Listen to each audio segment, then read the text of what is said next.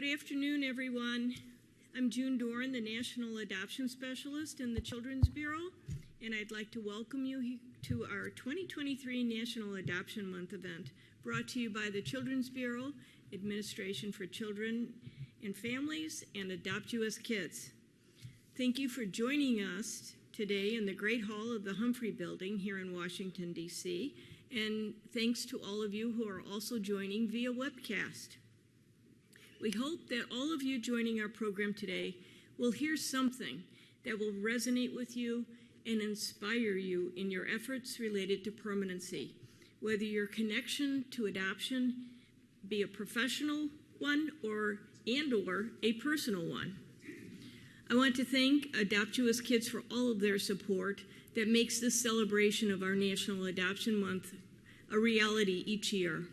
I also want to thank all the members of the Gov Space team and the HHS studio team who make the logistics and all the audio-visual aspects of the event possible for us each year. I also would like to express appreciation for some representatives from the Department of State who are joining us in person this year: Courtney Donnelly, Nine Nagay, Isabel Kratz, and we also have Kelly Miller joining us from the U.S. Citizenship and Immigration Services. So thank you for joining us. We very much appreciate your collaboration that we enjoy with you on numerous adoption-related matters. And now I would like to introduce Aya Nichols, one of our new young adult spokespersons with Adopt US Kids this year, for a formal opening and welcome for our program today. Thank you.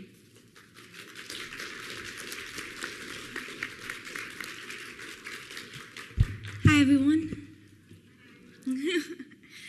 Welcome to the Children's Bureau 2023 National Adoption Month celebration.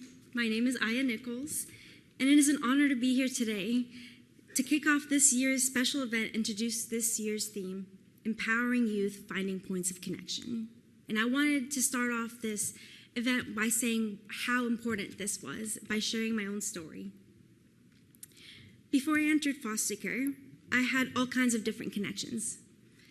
I was originally born and raised in Beirut, Lebanon. I had parents, grandparents, siblings, cousins. I grew up with traditions and customs. But when I entered foster care, all of those connections were suddenly gone. I was no one. All I had left were my two sisters, and that connection was hanging on by a very thin thread. I was separated from them for over 2 years and knew it would take a miracle for someone to want to adopt 3, 4, and preteen girls. And that miracle was my social worker.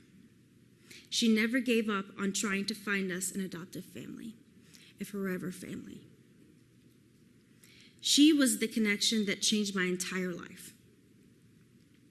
Instead of aging out alone, I was able to be adopted with my sisters and have a chance at a better life. We're all here today not only to celebrate the 2023 Adoption Excellence Awardees, yet they are excellent, but to also honor all individuals whose lives have been impacted by or touched by adoption. This especially includes in honoring and celebrating child welfare professionals who are dedicated to building and supporting important connections for the children they serve. Today, you will hear from a panel of 3 young adults who were adopted as teens share their points of connection and how those connections helped empower them and make a difference in their life. I hope you enjoy the program today and feel inspired by our theme and speakers. I hope it sparks some new ideas and renews your motivation to identify and encourage points of connection for the youth. I would like to introduce Asia E. Schomburg, Associate Commissioner in the Children's Bureau in the Administration on Children, Youth, and Families. Thank you.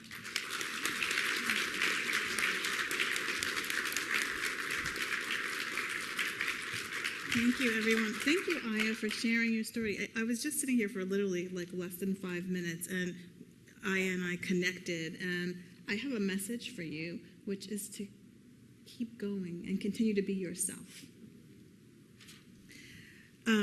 Also, I've never been anywhere where someone's known me for less than 5 minutes and pronounced my name right, first and last. So thank you for that. Really appreciate it. That's quite an accomplishment. Thank you so much. I appreciate it.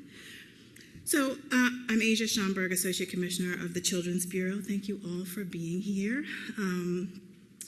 Love this event and this time of year, and want to get into the celebration, so I'm not going to take too long because I want to make sure that we can move forward and hear from all the people that we want to hear from today. But on behalf of the U.S. Department of Health and Human Services, I want to welcome you to this celebratory event to recognize National Adoption Month and recognize the collaborative work between the Children's Bureau, the Ad Council, Adopt U.S. Kids Project, and the Child Welfare Information Gateway. Each November since 1995, the nation has celebrated National Adoption Month as a time to praise public awareness of the more than 114,000 children and youth in the U.S. foster care system who deserve and are currently waiting for a loving, stable, protective, and permanent adoptive family. Each year, we focus our outreach and awareness-raising efforts around a new adoption-related theme to help support professionals working each day to find permanency for children and youth in foster care in their community. As you just heard from Aya, this year's theme is Empowering Youth, Finding Points of Connection. Finding points of connection is particularly important this year with the passage of the kinship regulation. And for those of you who don't know, we recently rolled out, I think September 28th to be exact, the kinship reg, which makes it easier for Ken to be licensed and for equitable financial support for Ken. And when we say Ken, we think of it in really broad terms. Like Ken is who your family is, whether blood related or not. We want youth to stay connected to their kin and especially connected to their culture. You heard Aya talk about her culture and how she was disconnected from that. At ACF, we work very hard to keep families together, but we also celebrate families who are brought together by love. We don't want any young person to age out of foster care.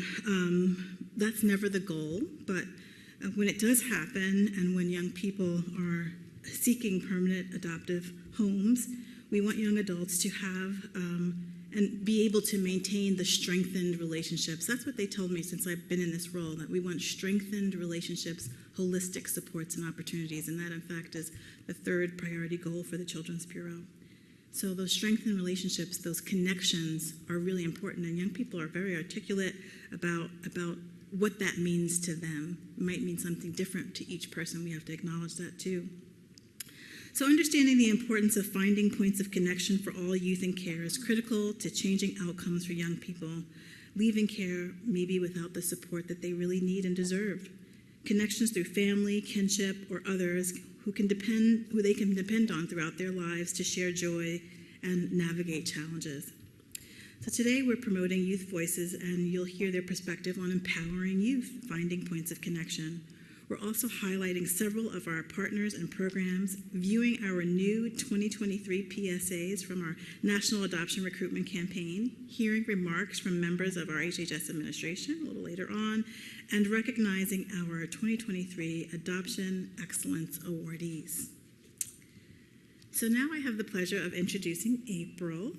I want to introduce you to April Dinwiddie. Most of you probably know her because she's been a pillar of this work for some time, and I'm always excited to see her at these events. And I want to also introduce our panel of young adults. These three individuals on the panel this year have lived experience in foster care and were part of our spokesperson training through the Adopt U.S. Kids earlier this year. They are Weston Charles Gala, Darius Kavevehi, and Cynthia Russell. April is nationally recognized advocate on foster care and adoption-related issues. She's also the host of the podcast Born in June, Raised in April, and is one of our 2021 Adoption Excellence Awardees. April has been an important partner to Adopt U.S. Kids project in assisting the youth and young adults who have become spokespeople for our national adoption and recruitment campaign, and has also been intricately involved in several of our national adoption-related programs and funding through the Children's Bureau. So thank you and welcome to you all.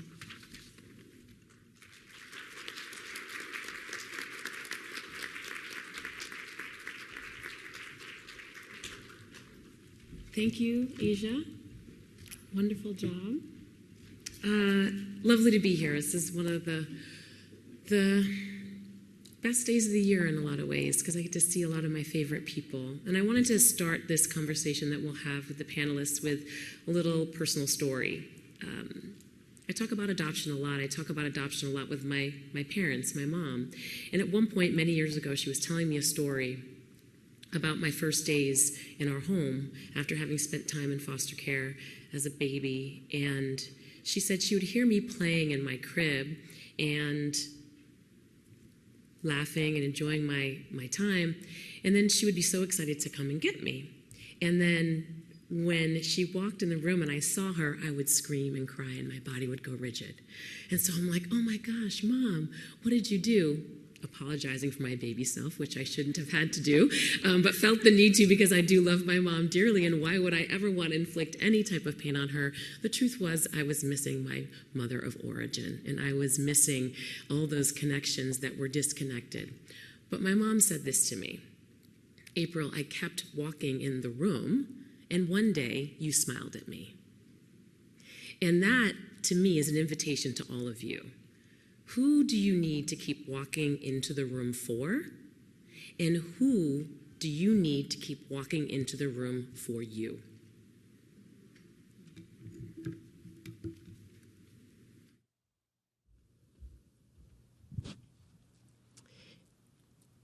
And now we have the opportunity to have this conversation with a wonderful panel of spirits and kindred to me in life, and I'm so happy to be with you today. So please tell us who you are and a little bit about your experiences with foster care.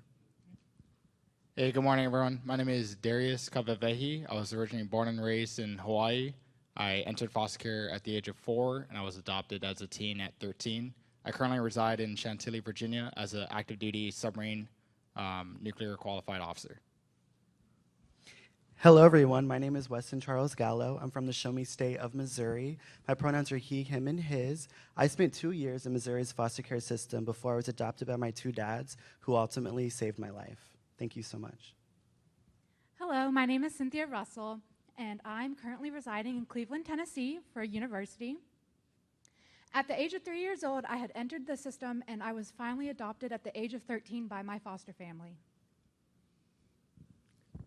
One way I wanted to start this conversation was to ask all of you, what does this big word connection mean to you? And I asked for 3 words, and I would like to start with you. Thank you for the question. So the 3 words that reside with me for connection is intentional, impactful, and genuine. And I want to know a little bit more about intentional. What does that actually mean to you? How do you know when someone's being intentional with connection? So intentional for me means that someone is putting in the extra effort to really connect with you, meaning that you're thoughtful. It's going to get tough at times, but you're there, you're showing up every single day. And the person on the other side of that, you're realizing that this is not just a profession, but there's another human on the other side of those decisions, and being able to respect that, understand that, and really have patience. Thank you. And how about for you, Weston? Yeah, for me, connection is unconditional love, affirmed in my identity and assured that I'm not different. So tell me a little bit more about the unconditional love part, because a lot of people like to say that, but what does that actually show up like for you? Right. When I met my family, I instantly knew where I was supposed to be. They welcomed me with open arms and never once made me feel like I didn't belong. It was the first connection with the family that made me feel like I was their own. With so much pain from my past, I found myself testing the limits of my fathers to see if the love that they had for me was true. And instead of giving up entirely, my dads never failed me. You kept walking in the room, right? Yeah. How about you, Cynthia? I did the 3 C's. I said communication, comfort, and care. Tell us more about communication. Well, I think communication goes well with connections, right? It has to be mutual. It has to be mutual between the professional and the youth, because if I don't get anything from you, how am I going to rekindle or like have that connection with you? It just feels like if you aren't communicating with me or like the youth, it feels more like a transaction than it does connection. Yeah, we talk a lot about transaction versus transformation. So you can be talking, but are you really landing that idea or that message, and is everybody on the same page, right? Thank you. Okay. Next up, the question is really getting into this idea of the professionals and folks around you, the grown-ups, the adults who were charged with making sure that you found those connections. So I want to talk about how a professional or a caseworker helped you prepare and your adoptive family to keep connections to your origins, and in other ways that caseworkers maybe helped connect with you or not, right? So I'm actually going to start with you, Weston. So my caseworker really pushed for reunification, but it was not possible for me to reunify with my family, my biological family. My caseworker reached out to an organization where my dad was the director of training, and it ultimately led me to being adopted by my dad. My dad's really celebrated the connections, both old and new. My dad's helped me understand that at the end of the day, my birth parents are still my parents. My dad's encouraged me to have a relationship with my siblings because they understood how important that was to me. They say all the time, one day you might want a relationship with your biological parents, and that is okay. I want to talk a little bit more about the caseworker that you worked with, because I think this is really, really important. That caseworker wasn't really sure they had the skills to find the placement for you because of your identities, because of who you were as a human, and their self-awareness allowed them to do what? Right. What did they do? What did the caseworker at the time, what did they do? I think they took the time to understand that I needed a place to be, and I needed the love and the stability that I needed. And so they went out of their way and reached out when they needed help. And I'm very grateful for that.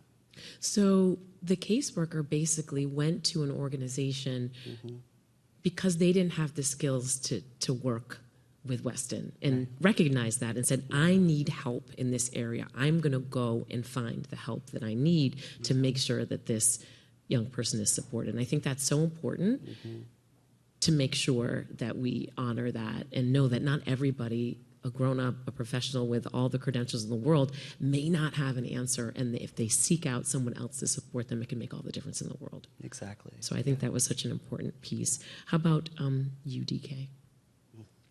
So for many reasons, relationships were not able to be maintained with my parents of origin.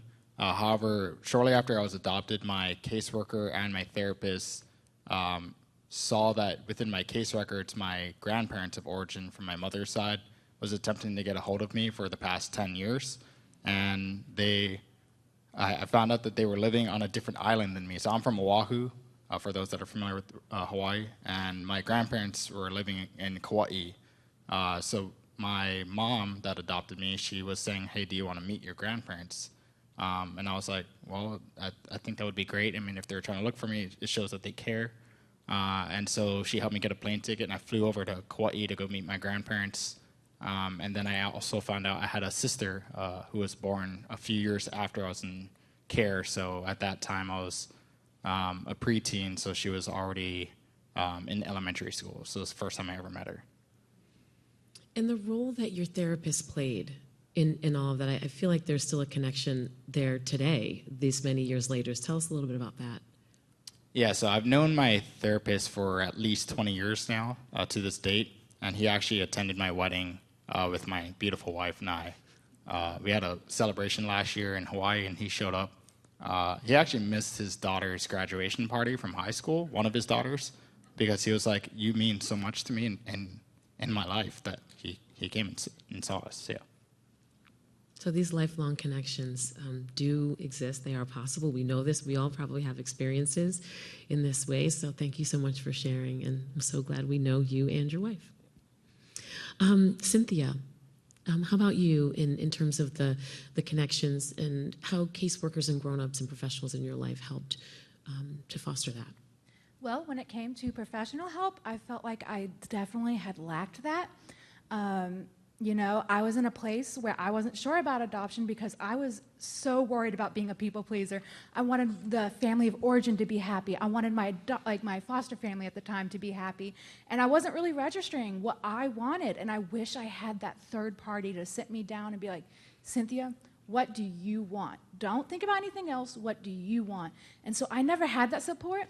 The only thing I can remember about a caseworker is I remember one who took the time to just learn about me just a tiny bit, and she found out what my favorite snack was at the time. I'm a good old country girl who likes beef jerky, and she, every time she saw me, she came in with beef jerky, and I was like, that mattered to me so much that it was just that little detail that she actually learned about me and kept it like that. But overall, I didn't feel like I had that support. Well, I appreciate that so much, and I love that it was about snacks.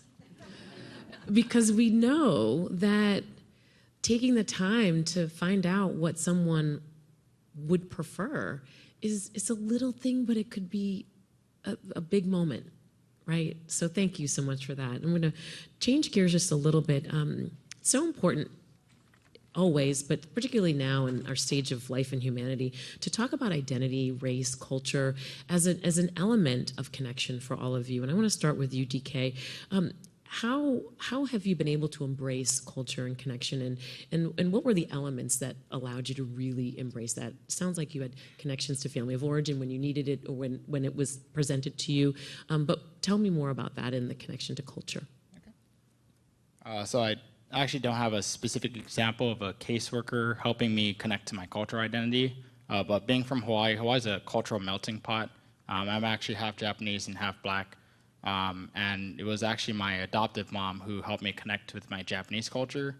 So just down the street from us, there's a Japanese temple. And during the summer months, there's a tradition in Japan where you celebrate Obon, like Obon Matsuri, which is a festival for celebrating your ancestors. And I was at this temple for the first time, and I'm seeing this celebration for the first time, and they're dancing. There's a lot of food and music. And I just felt like I just fit right in, and I was, following all the aunties and uncles, right, doing the dancing, and I ended up staying the rest of the night. My mom said, you can just go take a ride with your friends and come home later that night. And it stuck with me, and I was in middle school at the time. I ended up studying Japanese in high school, ended up studying Japanese in college, ended up studying abroad in Japan for a few months to do a language program. And so now, it's really been a big part of my identity to be able to identify with my cultural connection. It's such a celebration that you were able to do that, and it stays with you. It's such a grounding element. Thank you for sharing. I can see that festival in my mind's eye, and there you are enjoying it. A gateway to many other things for you. How about for you, Weston? Yeah. So for me, creating a sense of culture and identity was very challenging. With my identities, there lies a lot of intersectionalities, and I found it very hard to fit in. I always knew that I was gay, but I really suppressed the idea of being Black for so long. My dad's really helped me come into fruition with being Black, helping me understand that Black is beautiful, Black is powerful, and I'm really capable of achieving anything that I set my mind to because I'm capable of doing that. Amazing. And when you think about that lack of maybe connection from a professional standpoint, what's one thing you would want your message to be to the folks in the audience who really do help to drive what happens in places and spaces where they're looking after young people like you? Right. So what's one piece of advice you would offer? I would say it's really important to set aside personal beliefs, and personal bias, and really start having those uncomfortable conversations, because it really creates connections and relationships. I think it's important to have an open heart and an open mind. and really learn and find out more. Do the education yourself.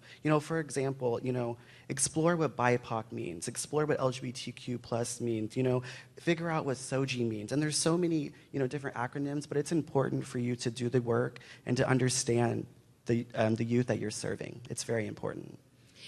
And definitions are one thing, and words and acronyms, but you have to know how it makes you feel. And understand when maybe you are out of your lane, like that social worker said, I'm out of my lane. Let me go find someone to tap in to help me. And that's also part of the work. So I appreciate you so much for sharing. Thank you. And Cynthia, you have a little bit of a different experience with culture and connection and identity. I would love for you to share. Yeah, so mine is basically based on faith. I was raised in a Christian household for about 5 years. And so my social worker was like, oh, we found this new family for you. They're also Christian. And I was like, oh, great, we have something in common. Well, I get there, and it's a completely different thing. I mean, I was coming from a household who thought Disney was like the worst thing on the planet to a family who was watching SpongeBob. I was raised with a rotary phone, and that was about it, to them introducing me to what the Wi-Fi was and that there was colored TV. Anyway, but that is funny now, but at the time, it was very uncomfortable. I was having challenges with a new home. I was having challenges with my faith in that sense, where I was like, are they gonna am I in like a house of corruption or something? And I was just like, worried. And so I wish I had that, again, third-party support to be like, Cynthia, this is what happens, just really talk me through it and be like there for me. But they were like more hands-off because, like I said, they're like Christian and Christian, that's it. And so, yeah, I really do wish I had that extra support. Yeah, that third-party support, that understanding that just because it looks like that on paper doesn't mean it's going to be like that in reality day in, day out. So thank you so much for sharing. I just really brought different dimensionality to that in your experience, and I'm so glad we're able to hear from you. As we start to round out a little bit, thinking about back when you were in foster care, what barriers or challenges impeded your ability to maintain or create connections? Because I want to say, in spite of maybe not having that third party, in spite of you found your way to connection, I just wish you had found it sooner. Right? So what were some of the things that maybe stood in the way of your ability to connect? And Weston, I'll start with you, and then DK, and then Cynthia. So I grew up in a really small town. The population was like 835. So I think it's pretty evident that it was very hard for me to feel a sense of connectedness and really create authentic and genuine relationships. There was a lack of affirming placements, lack of support, and lack of education. At that time, I really would have benefited from a mentor, just so I didn't feel so alone. I had multiple placements and too much trauma in a very short period of time. I do feel that if the system had better education with working with LGBTQ young people, I would not have had such a interesting experience in foster care. Thank you. DK and then Cynthia. So based on having multiple placements, every time I would come to a new place, I had the fear of moving to a new placement. The instability led to not wanting to establish connections or become close to others. There was actually a point in time when one of my placements was probably my second or third placement. I actually was a pretty good fit. I made a lot of friends there. I got really close to my siblings that I was in care with. But based on decisions that I had no control over, I was removed from that placement, and I had 3 or 4 other placements before I came back and was adopted. And so I also had the fear of being at school and being judged for not having quote unquote real parents. So not having a community of people that understand where I come from and the experiences that I've had was really challenging growing up, to the point that I was in therapy for 15 years, right? And I would say ultimately also the lack of awareness of what the resources are that are out there. I'm going in my 30s now, and this is the first time that I'm hearing of all these things that are available that I could have used when I was a child and youth and when I was a teen, getting ready to go to college. And so I kind of shared that point where I had a therapist that I've known now for 20 years, but my caseworkers, after I was placed, I've never heard from them. And so I didn't feel that that connection to them. It just felt like, all right, the job is done. He's placed. He's good. Thank you. And Cynthia? I would say, what I would say is that, as I said, I was a people pleaser, still am, but not as bad. But I was a people pleaser, and at the time, I kept switching caseworkers. They just weren't taking the time. I felt like just another caseload on the big pile that they had. And so I felt this barrier of just like, I just started saying yes to everything. Like, are you okay? Yeah, that's pretty much. And so I felt that barrier of just never being heard. I was never saw. I just didn't feel heard, like I said. And so, it got to the point where my foster dad, currently adopted dad, sat me down and he's like, what do you want? And I go, oh, that's a loaded question there. But I basically just said, I want to be adopted. And I really just, we had to go through that ourselves. And it was just tough. It was rough not having those resources, especially post-adoption. Right. But, we're in a spot now that we're good. And, yeah, I would say that was the main barrier, was just trying to get through that people-pleasing without a third party and the family of origin and adoptive family. Mm-hmm. It was just all one big decision. The mess. That's right. Well, we're so glad that you would share your experiences with us. It's so important because we know there's amazing work happening, and we also know that those tiny moments, they really do matter, and that you have to keep walking into that room, because one day there could be a transformation and a breakthrough. So I really want to thank you for spending time with us today, really opening up your hearts to this room that really wants to hear from you and wants to do better. Thank you. Thank you.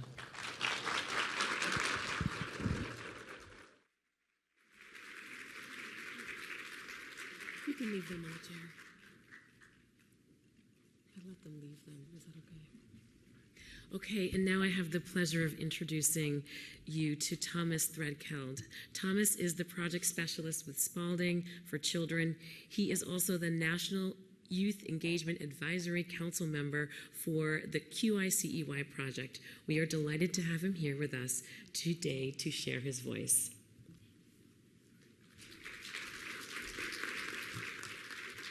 All right, well, she did a pretty good introduction, so I'll just share that. I'm a project specialist at Spalding. I have about 15 years working directly in foster care and adoption.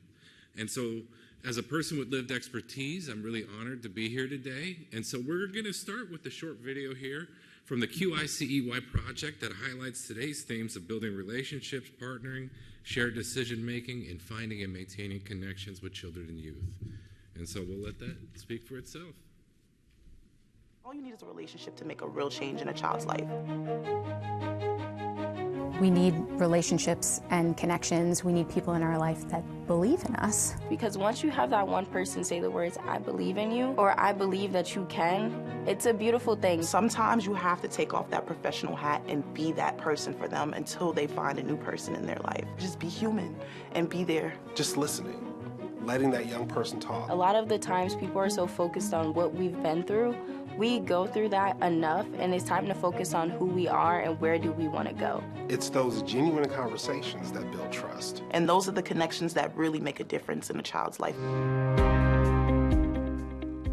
For my caseworker to say, hey, we have to find somewhere for you to go. Our goal is to find you a placement where you can stay until you're 18, and if you decide to stay after that, who do you have who may be willing to help you?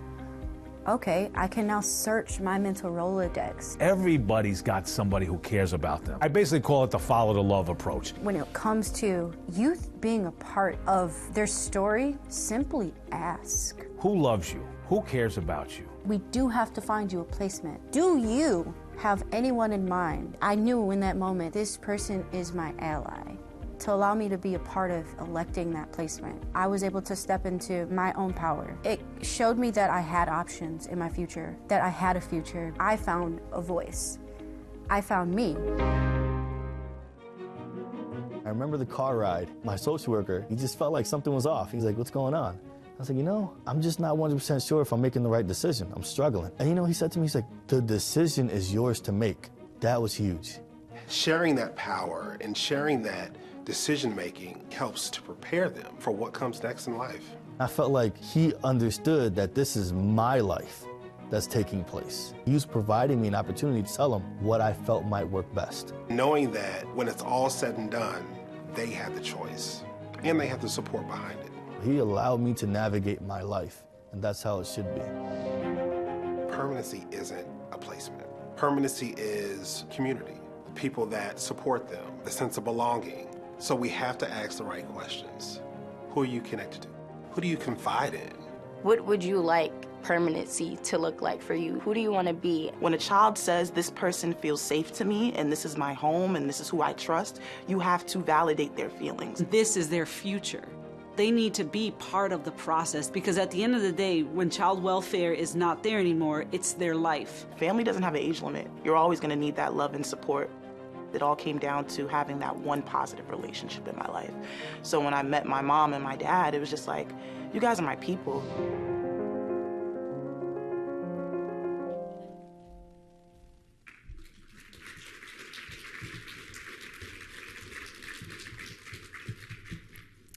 Hello, my name is Yaridania, and I am a proud member of the QICY Advisory Council. As a person with lived experience, I know firsthand about the transformative power of having permanent connections. The unique wisdom of people with lived expertise cannot be overstated. The QICY Council gives me and others with lived expertise the opportunity to share our wisdom to ensure that the voices and experiences of young individuals remain at the forefront of permanency decisions that impact their lives. When I was in care, my workers did not engage me in permanency, and I aged out to homelessness. It only took one person who was already in my life to help me reconnect to my extended family, and it changed the trajectory of my life. I can say with certainty that I would not be here today if it were not for the profound impact that reconnecting to my family made. I've served as a devoted child welfare professional for 20 years now, and I advocate every day for children in care to experience the same belonging as I did. The QICY Council wants to see the contributions of the project revolutionize the child welfare landscape, where representation, compassion, and accountability exist as cornerstones of the child welfare, where we uphold genuine partnerships between individuals and professionals who serve them, and where we cultivate a culture that not only amplifies children and youth's voices, but also result into actionable and lasting change. These are not just desirable outcomes. This reflects a more effective child welfare system, and that benefits everyone involved. The QICY Council is committed to continue to center the lived experience perspective so that every child and youth are intentionally and continuously engaged in their permanency. I thank you for your dedication and support of the QICY Council and for the opportunity to speak with you today.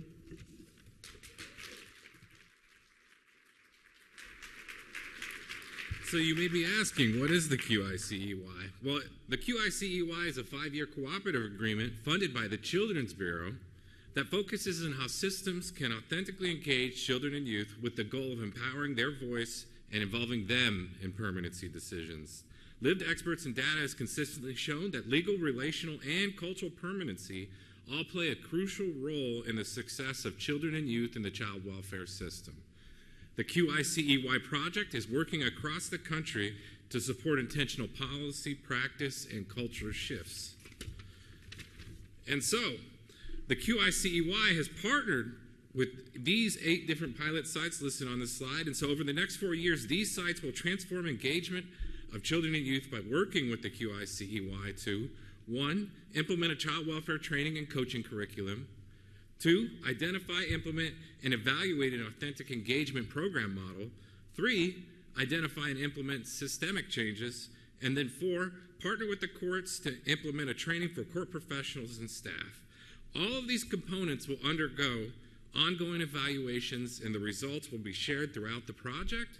And so we are working with these sites as they dig deeper into what it means to authentically engage children and youth.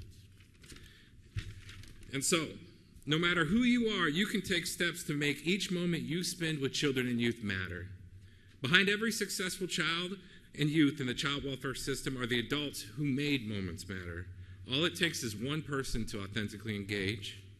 And it all starts with believing you can change the trajectory of a child or youth's life with the short moments you have.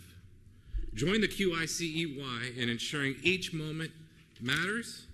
And so thank you guys, and check out the resources on the QICEY website, and join us in helping to make this paradigm shift so that children and youth are grounded in the center of all the work that we do in the child welfare system.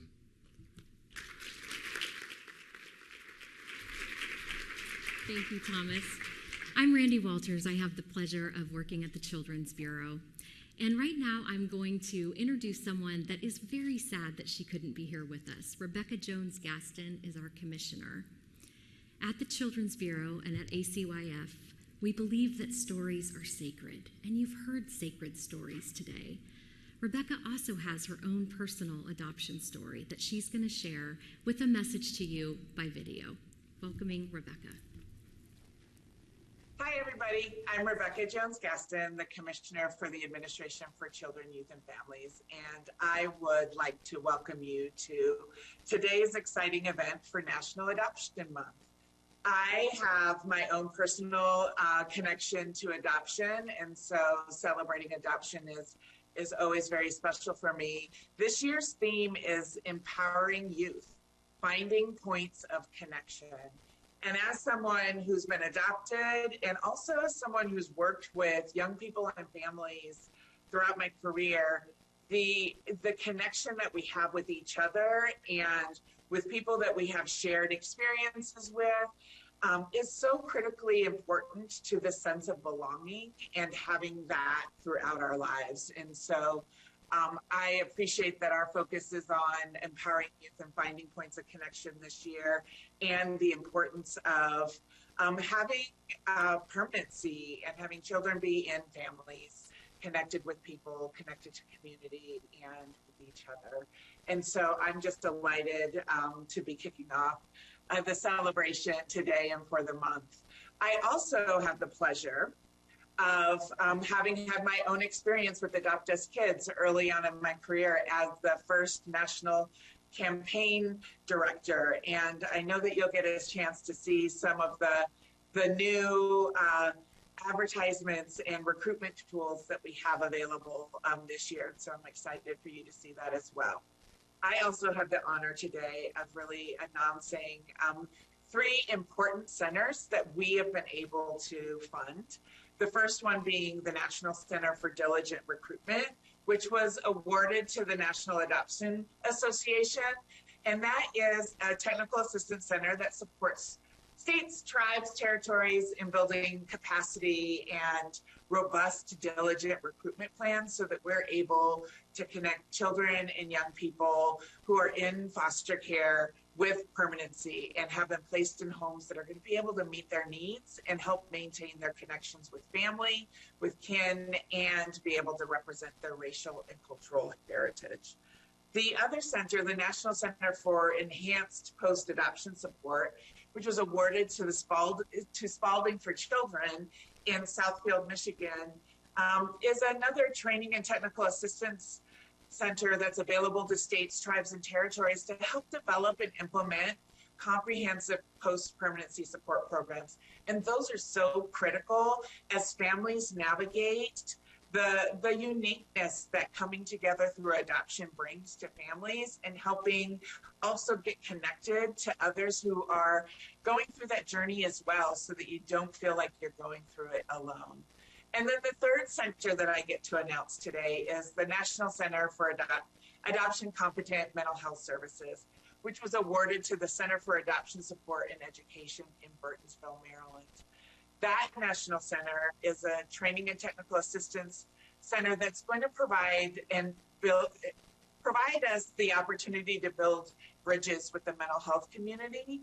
The support that mental health practitioners provide to children, youth, families that are joined through adoption who have also experienced foster care is so critical, and they'll be building a repository of knowledge and best practice and offer a lot of peer-to-peer learning across the nation so that children and families are getting the supports that they need, when they need it, where they need it, and how they need it, and in a way that actually honors and helps support, again, the uniqueness of being a family that's built through adoption with the experiences from foster care. And so enjoy today, enjoy the celebration, and congratulations to the centers with these awards.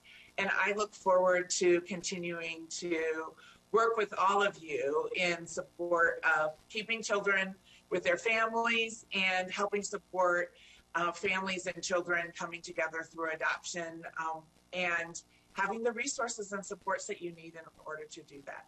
Thank you, and have a great adoption month.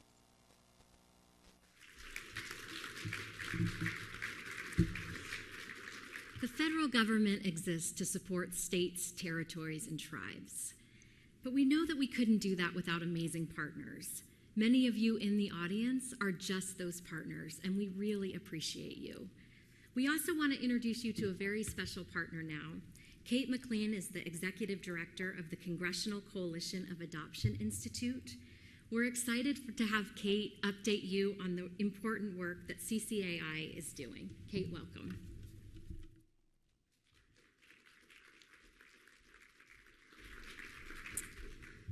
Well, thank you to our colleagues at HHS for hosting and giving us the honor to share a little bit today about the partnership between the executive and legislative branches.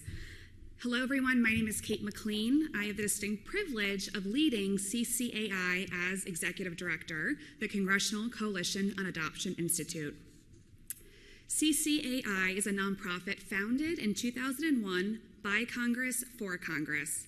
This means we were established to serve as an educational resource to members of Congress and the Adoption Caucus on how to eliminate the barriers that prevent children and youth from being part of safe, nurturing, and permanent families. This mission transcends party lines and geographic borders, and now, decades later, the Adoption Caucus remains the largest bipartisan, bicameral caucus in the U.S. Congress, with over 145 members. Both the caucus and institute are committed to strengthening families, permanency, and bipartisanship. We believe that every child deserves a family, and every family deserves a caring community. As a resource to Congress, CCAI has the distinct privilege of being a community convener that uplifts voices of lived experience and empowers them as advocates so that policymakers can hear directly what needs to change to better support vulnerable children and families. This National Adoption Month theme speaks directly to CCAI's model of creating pathways to empower youth as lived experts and connecting them to policymakers. One of our key annual advocacy programs is the Foster Youth Internship Program, or FYI for short. The FYI program is an immersive educational and civic congressional internship right here in Washington, D.C. for young adults who've experienced the U.S. foster care system. While participating in a legislative internship with a member of Congress, the participants also spend their time researching and writing federal policy recommendations, oftentimes rooted in their own lived experience, that are presented to briefings to Congress, the administration, here at HHS, and released to policymakers and advocates across the country. As a result of the program, federal policymakers learn firsthand the experiences of youth in foster care and go on to use their newfound knowledge to inspire legislative change. Participants in the program benefit both personally and professionally, gaining experience and skills that will bolster their careers for years to come. Our team at CCAI is busy preparing for the 22nd year of the program, but before I share more on that, I would like to introduce someone who can speak to the program much better than I. FYI alumnus, Jamari Kane White. Jamari participated this past summer, and as a current senior at Howard University, he interned for U.S. Representative Raul Grijalva of Arizona. Jamari wrote his federal policy report on the importance of kinship care in the context of congregate care reform. Jamari is a powerful advocate. Welcome, Jamari.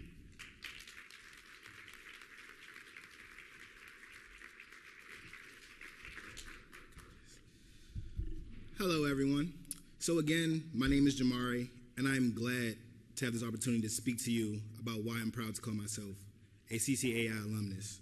So, as Kate mentioned, I am a senior at Howard University studying computer science. And, computers and technology is cool to me. However, when I was a freshman, I decided I also wanted to get involved with child welfare, being as though I had 10 years in the foster care system.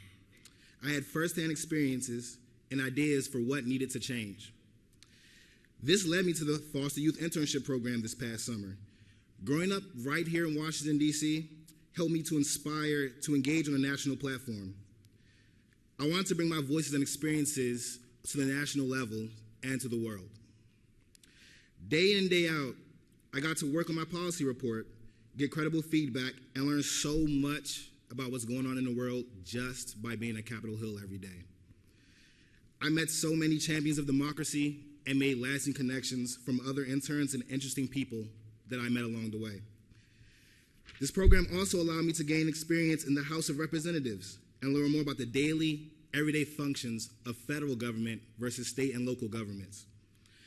My most memorable experience was probably getting to meet Congresswoman Eleanor Holmes Norton. Since I was little, I grew up just hearing her name, and slowly but surely, I started learning who she was and what she does for the city until I finally got the chance to present one of my ideas to her. Truly a full circle moment. This program also supported my professional development endeavors. It allowed me to harness my networking skills, connect with mentors, and get better by improving professionally with skills through different helpful events. And truthfully, I enjoyed each of our events and all of our workshops, even the day one icebreakers. But if I had to pick my favorite, it was definitely the Strengths in Workshop session, when we all learned our team archetypes, personalities, and how to best utilize our strengths in the team setting. That was clarifying and reassuring. I also loved the opportunity to author and get exposed to federal policy writing. I focused my report on the need to replace congregate care with care and kinship placements, because I know the experience is not unique to me, and I know many people who have been in similar situations. I advocate for kinship care because it prevents children from entering the foster care system. I advocate for kinship care because children do best in familiar places with familiar people. I advocate for kinship care because an ounce of prevention is worth a pound of cure. And I was able to not brief only Congress, but the administration at the White House and the team here at HHS. It felt great to have so many decision makers holding space for us right here in this very building. Everything I learned this summer on Capitol Hill and becoming a CCAI intern has been so invaluable. As far as what comes next after graduation, I hope to bridge my advocacy and technology skills to make resources more attainable for youth in foster care through mobile apps and other digital means. And before I turn it back to Kate, if everyone here took away one thing today, let it be that this program is of dire importance to the world of child welfare advocacy. This experience is very unique to advocates in the way it is akin to watching something grow.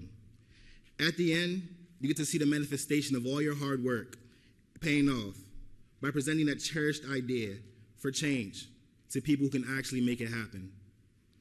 And CCAI has a way of picking people that you will enjoy your time with, as I am still in contact with my cohort. And I will forever be grateful for the opportunity this summer that I've had with CCAI. Truthfully, one of the best decisions I've made in my life. And I will now be passing it back to Kate.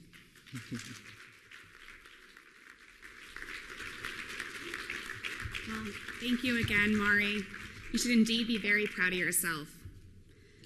In closing, we wanted to announce that the applications for the 2024 program are live.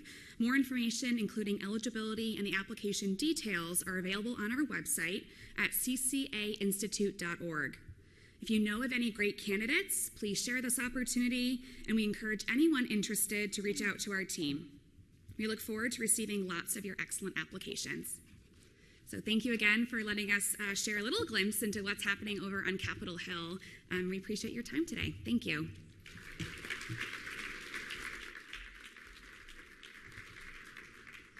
Good afternoon, everyone. I'm Melinda Klein, and I'm the new National Project Director of Adopt U.S. Kids. One of the greatest gifts has been making connections with some wonderful, talented human beings that I have the pleasure of working with. Right now, it brings me great joy to introduce to you Cece Waddell. She is the Vice President and Group Campaign Director with the Ad Council, and she's going to highlight for you the new National Adoption Campaign and show you the PSA. I'm not trying to give away anything or steal her thunder, but get your tissues ready because these are really powerful, and I hope that these PSAs move folks not just to tears but to action. So, Cece?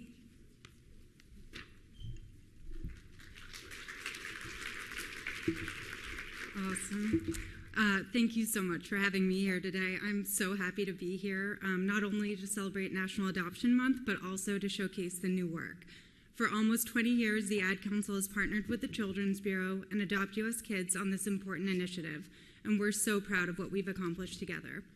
Now in its 19th year, this successful campaign has contributed to the more than 900,000 children and youth that have been adopted from the U.S. foster care system since 2003. At the Ad Council, we convene creative storytellers to accelerate change around the most pressing issues in America. Some of our iconic work includes Smokey Bear, not Smokey the Bear, Buzz Driving is Drunk Driving, the Emmy Award-winning Love Has No Labels campaign, our large-scale mental health initiative, and many, many more. But Adoption from Foster Care is a campaign that holds a very special place in our hearts. Getting to know the youth, parents, and experts like you who are working tirelessly on this issue reinforces our crucial mission to help youth in foster care find families. This work shines a light on teens and young adults who often wait twice as long to be adopted. But we all know that no matter their age, each of them deserves a supportive and loving family. Previously, we've pulled inspiration for our work from the true heartwarming stories of families who've adopted a teen from foster care, and spoiler, this year is no exception. Developed pro bono by Edelman, the new creative Parents Adopted features real families and highlights the rewards of adopting from foster care for both parents and teens. So with that, no more preamble, let's take a look at the new work.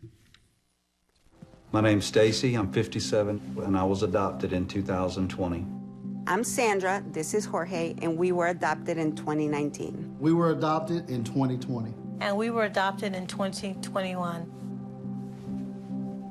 A lot of stuff was fulfilling my life, but there was something missing. We had a house, and it sounds crazy, but it wasn't a home. The one thing that Jake and Emma brought is it became a home. When we first met Todd, he was singing a song, and I was like, wow, look at this kid with the biggest smile. When I met Dakota, he had just turned 14. You weren't there for the first this and the first that. I missed the first words, but we got a lot of other firsts. Watching her say, oh my God, I cannot believe I got my license. And she's like, I passed. And I'm like, girl.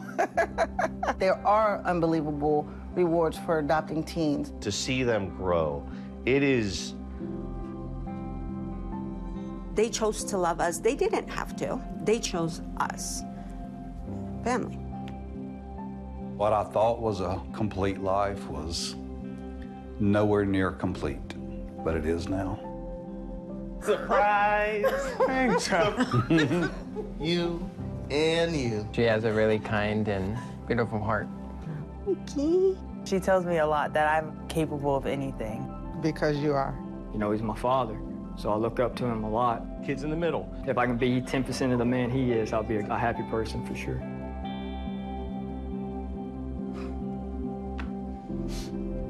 Learn about adopting a teen from foster care.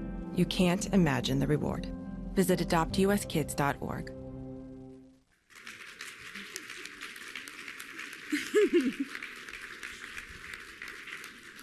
I can't believe I have to still speak after this because I'm like, but wow. I've watched it 200 times and it still brings me this emotion. So I think that's a good thing. And I made my 75-year-old cold-hearted father cry. So that's also, I think, a testament to the work. But Thank you to not only the Edelman team, but also to all the incredible families who are willing to open up about their adoption experiences. Thank you again to the U.S. Department of Health and Human Services Children's Bureau, and a big congratulations to the full team who contributed to this effort. I'm confident that together we can make a difference for thousands of teens in foster care. So now, I'm so proud to introduce our celebrities over here, two of the stars from our PSA, Stacy and Dakota Barr. We are thrilled to have them here today to share more about their story. So first, let's welcome Dakota to the podium.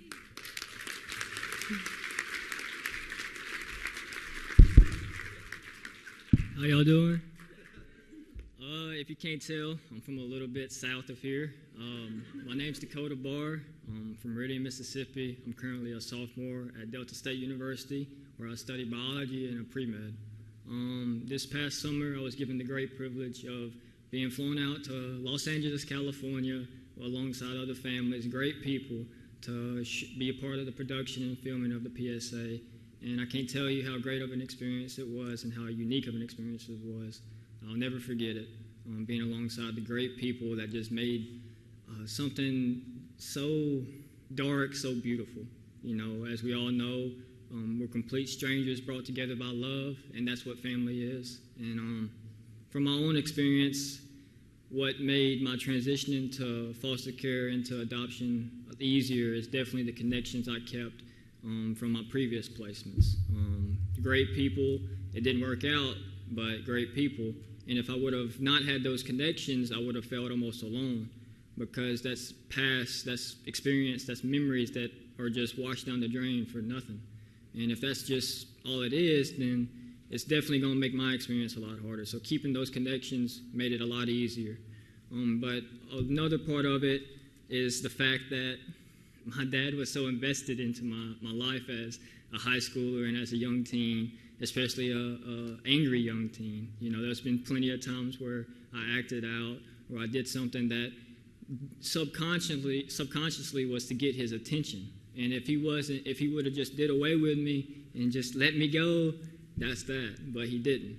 He stayed there and he stayed invested in me, and he loved me unconditionally as a father should. And that's what made my placement a whole lot easier. It's such a wonderful thing to be a part of. Thank you all for allowing me to be a part of this. I will never forget these experiences. I'll never forget these memories I made and the wonderful people I met. Thank you all.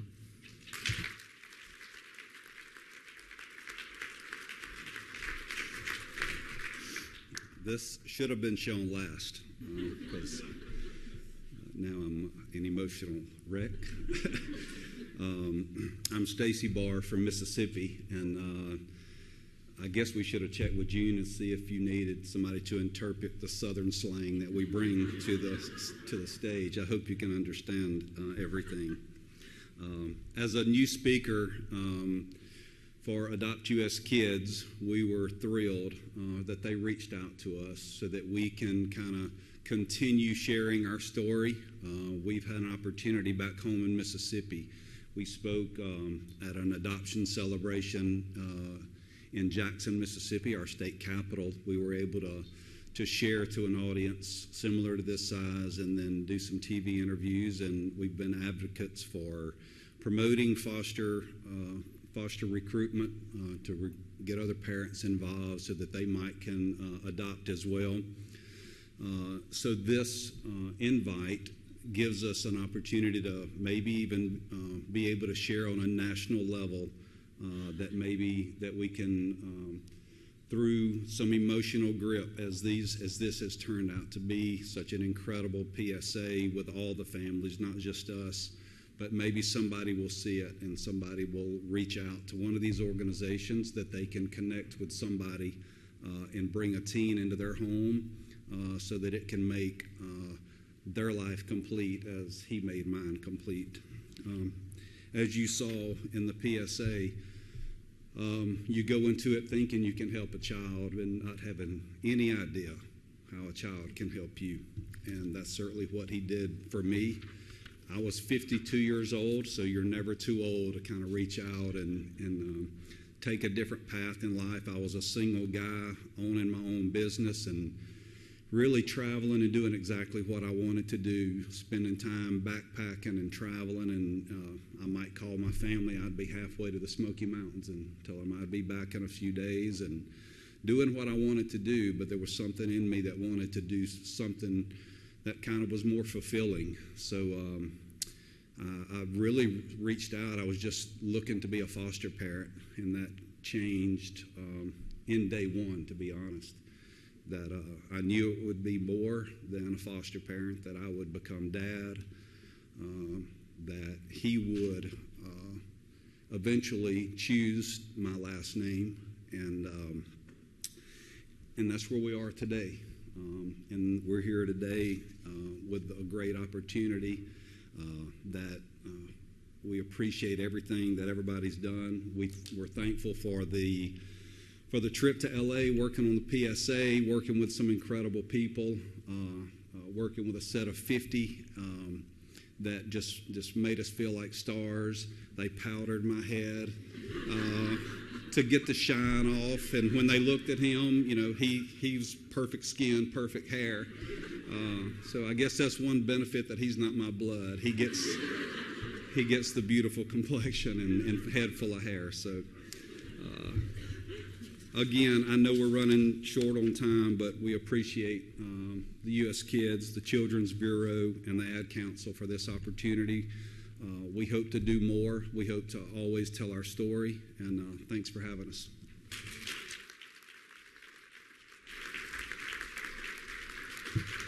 Stacy and Dakota, you really do inspire us. It's always an honor to introduce federal government leaders that believe deeply in making government better. I have the pleasure of introducing Jeff Hild to the stage.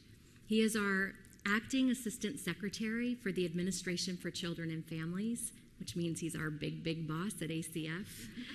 He's not a stranger to ACF, though he is working under the Biden administration very hard every day. He was also here during the Obama administration as the Chief of Staff. But before that, he's really dedicated his entire life to legislative and policy changes on behalf of those that need it the most. He changed his schedule around today. He believes in the workforce, both at the federal level and all of you that are serving in the field. And we're just really honored, Jeff, to have you today. Welcome.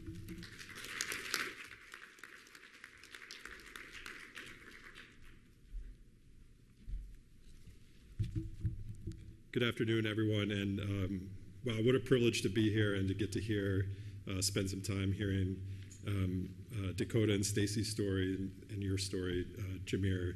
Really, I think, drives home for me why we do this work every day.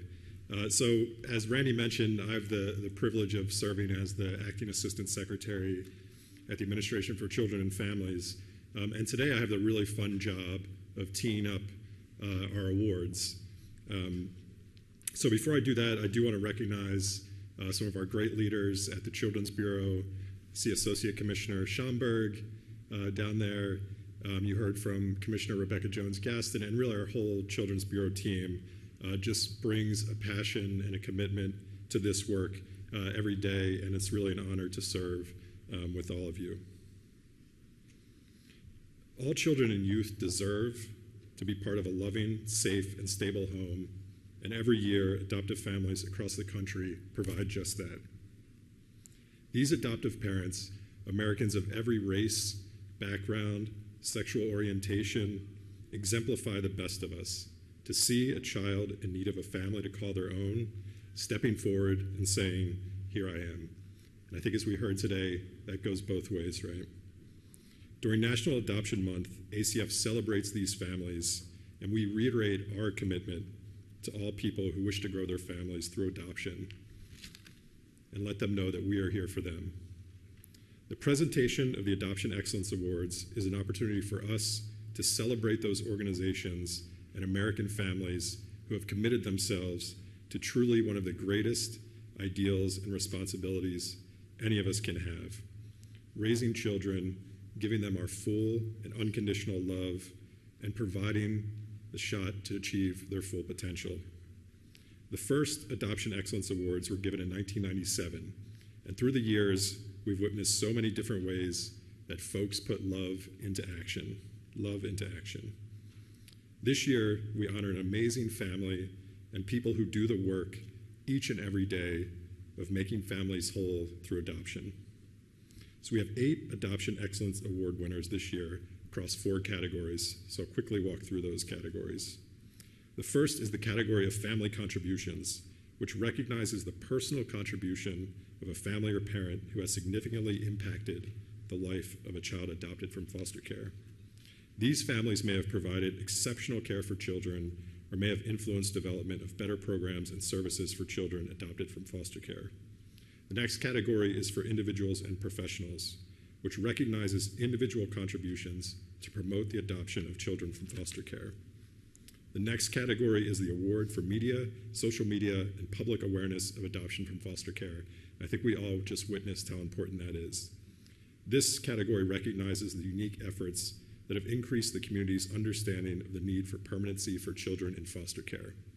And last but not least, we have the award for Child Welfare Judicial Systemic Change, which recognizes significant strategies that have resulted in fewer children coming into care or expedited the movement of children from foster care to permanency. Congratulations to this incredible group of awardees. Your commitment to our nation's children and families is inspiring, I think worthy of all the thanks we can give you. And I'm really honored to be standing here with you to recognize you today. I'll just close by saying that together, let us continue working to ensure that every child has a loving family to call their own. And I'm just deeply grateful for all of you and what you do each and every day. Thank you again. I'm going to turn it back to Randy to announce our winners.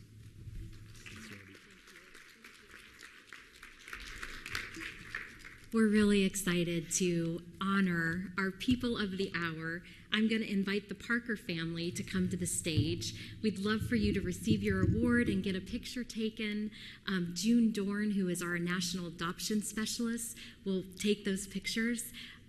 Asia, I'm not sure if you have time, but Jeff, yeah, come. Yeah, we'd love to get you guys in those pictures too. Let me tell you a little bit about the Parker family. Brian and Josie Parker bring awareness to the critical role and relevance of people of color in adoption from foster care. They do this through self-authoring, illustrating, and publishing of children's books. Brian is the creator of the fantastical, while Josie is the curator and artisan of imagination and wonder. Their sons through adoption, Victor and Kamari, we're so happy you could be here with us today. They serve as the CIOs, or the Chief Inspiration Officers.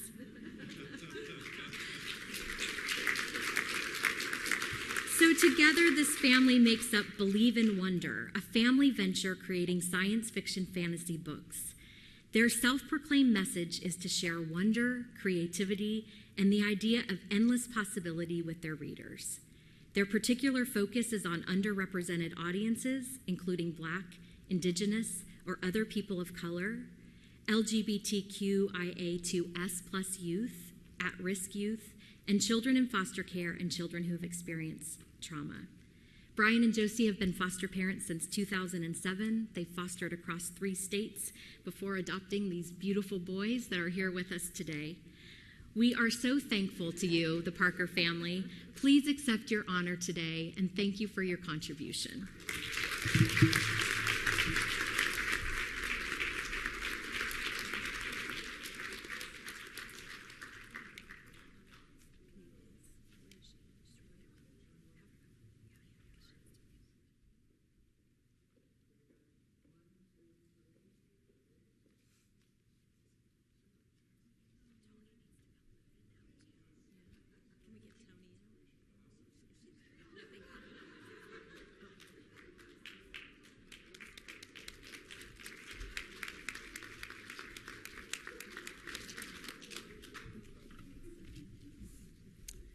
Hello, everyone. This is a wonderful occasion, and I just feel so privileged and blessed to be here. I'm Camila Bunn. I'm use she, her pronouns. I'm the CEO of the National Adoption Association.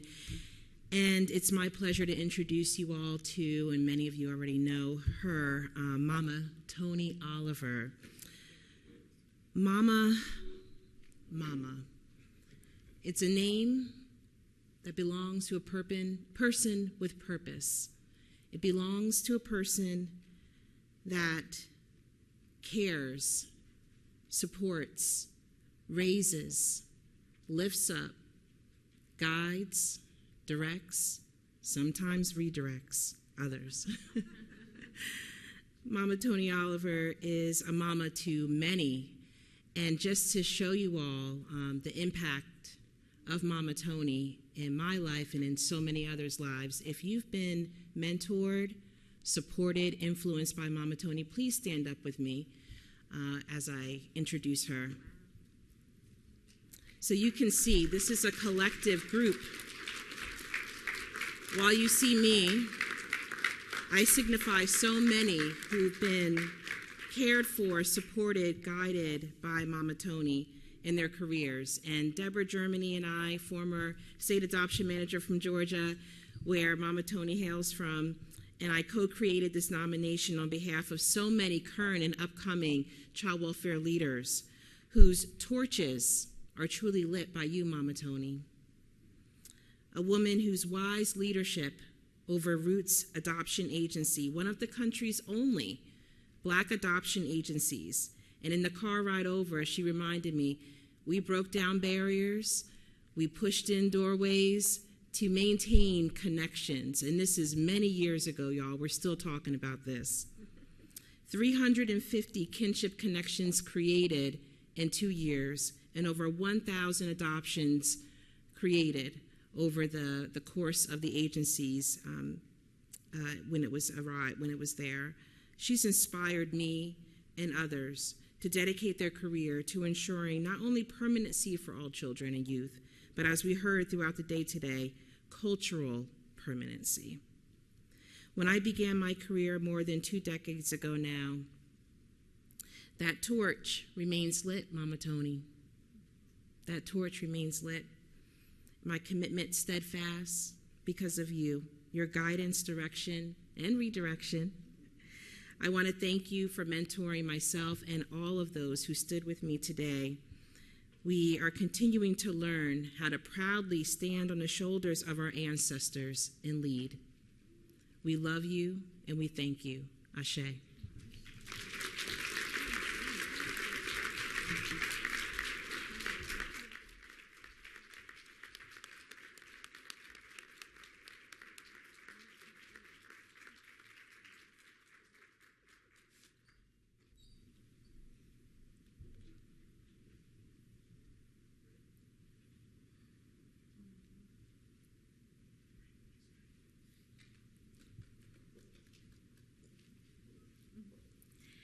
And next, we'd like to honor Kim Stevens, who's joining us all the way from Vermont. Kim is an adoptive parent who has dedicated her personal and professional lives to improving the lives of adoptive, foster, and kinship families. She recently retired as a program manager for Families Rising, which was formerly known as NACAC. Kim trained families and professionals across the U.S. on key topics. Kim is often the first person across the country that people think of when they have adoption-related questions or want to be connected to other change makers. Kim has been a partner on innumerable state and federal projects across the nation. She's also worked with organizations like the David Thomas Foundation, Generations United, Annie E. Casey Foundation, and the National Foster Parent Association. She's committed herself to advocacy efforts addressing disparity and disproportionality in child welfare practices to ensure that when BIPOC children are placed with white families, that they have what they need to instill a positive sense of racial identity. When I just met Kim earlier today and said, "Is there one thing you want the audience to know about you?" she said, "Maybe how proud I am to be an adoptive parent and how proud I am of this 50-year-old now that you adopted when he was 14. So that's a lovely testament to who you are in the world. Please accept our deep appreciation and honor, Kim. We thank you.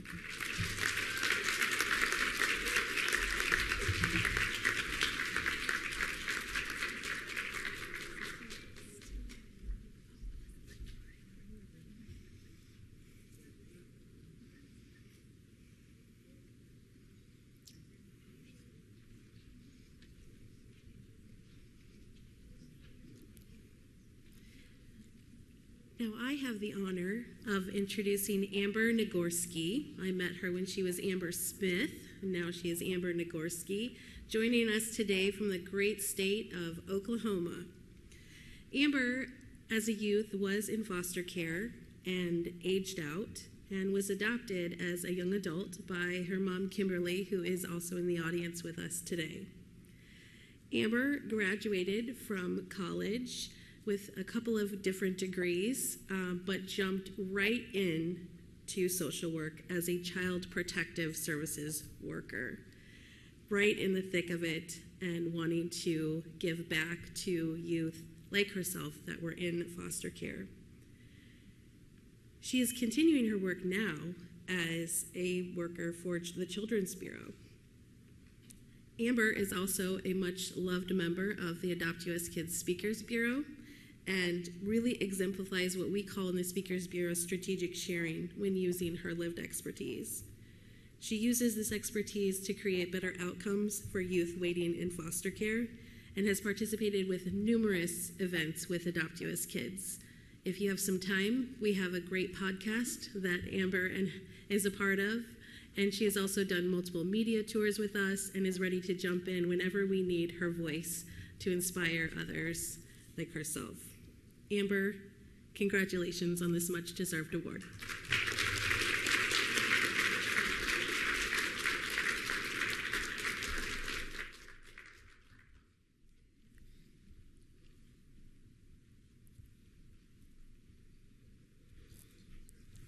Beth Hardman, is our next recipient. She couldn't be here with us in person, but we do want to talk a little bit about her, and we'll make sure to send her this prestigious award.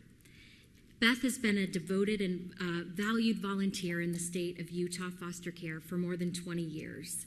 She's worked tirelessly to find solutions for the needs of foster and adoptive parents. She's done creative things like starting a clothing shed for youth and making sure that siblings can come and visit and pick out anything that they want for their siblings. She's used media and business connections to attract resources and to teach and train about the needs of children and youth with lived experience. She's a foster care parent, an adoptive parent, and a guardian. She's a mentor. She is someone that has put her voice into action. We honor Beth today.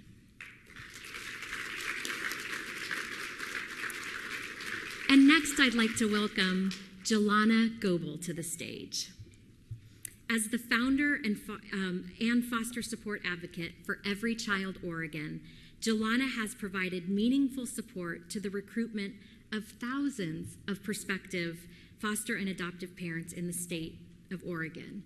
She's also been really creative with digital platforms, with making sure volunteers are involved and that the business community is involved in recruitment efforts.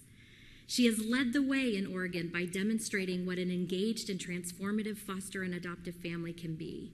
And she's focused on making sure that everyone knows the importance of having relationships with birth parents, parenting children with special needs, and she's done an amazing job navigating the complex medical, educational, and disability services on behalf of many.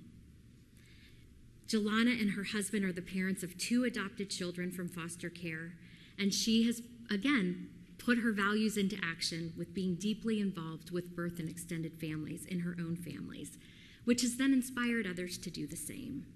Jelana is a national spokesperson. She's produced podcasts. She's written articles and written 2 books about her experience. Jelana, you are a model for the field, and we thank you for being here. Thank you.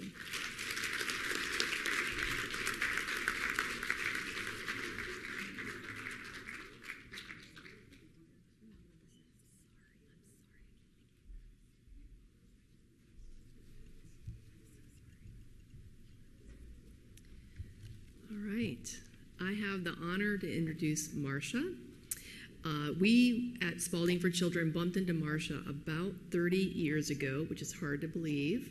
And since then, she's been making magic along with us in the area of film. We have benefited from her for many, many years from many curriculum, which we'll put up on the, or actually it's up on the slide, and I'll tell you a few more. She's a professional film and video writer and producer. She used her talents, and she could have used her talents in so many ways, but she made the intentional decision that she wanted to make a difference and have an impact, and that she has done. Recently, over the years, she's been creating videos for over 15 national curricula, which is a lot. Many of you have been in those or have experienced them.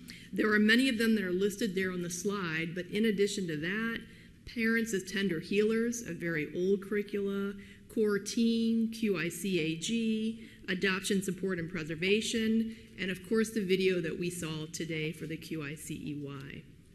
As said by Marcia herself, video is a storytelling medium, and through her talents and her profound understanding of child welfare, she has captured footage and woven it together with content and graphics in a manner that truly displays the needs of children and youth in the child welfare system. We can't thank you enough, Marcia, for all that you've done for the field.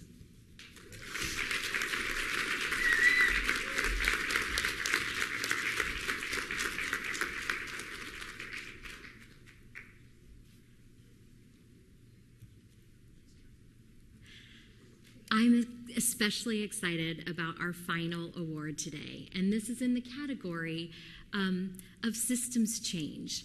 We'd like to invite representatives from the adoption unit at the Erie County Department of Social Services to the stage.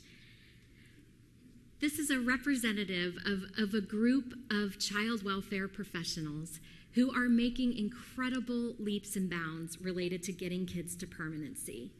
They're doing some really creative things with permanency roundtables and rapid permanency reviews.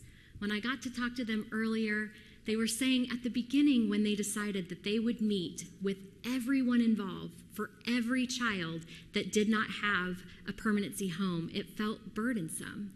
And yet their rates of getting kids into permanent homes has been amazing. So in a time where the child welfare workforce is under probably as much stress as they've been in decades, we just want to honor your work. You are a model. In New York City, their goal is to get 50% of all kids placed with kin, and you are leading the way for the entire field. We appreciate you. Thanks for being here.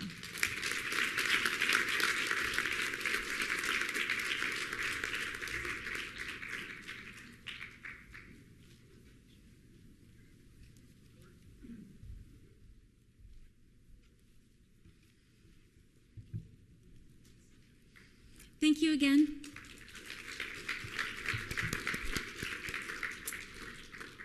Well, I just wanted to say thank you for coming here and caring about us, and for celebrating with us today and being part of this special event.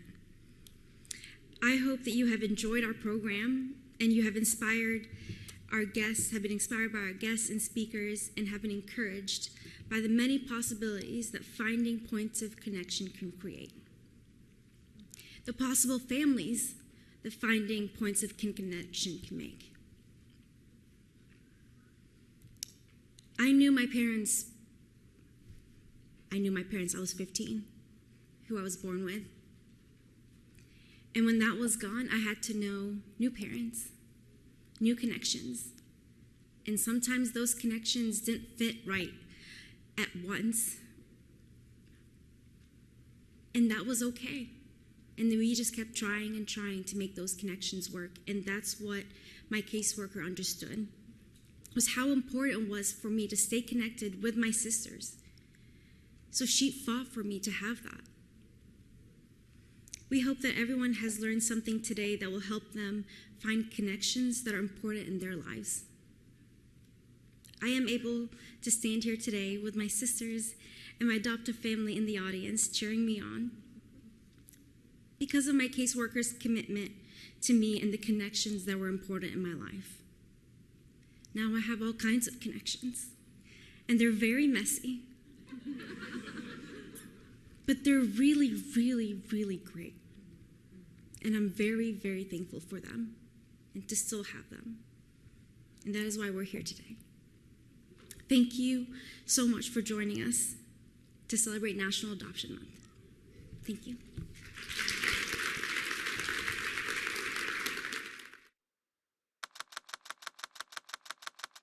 produced by the U.S. Department of Health and Human Services.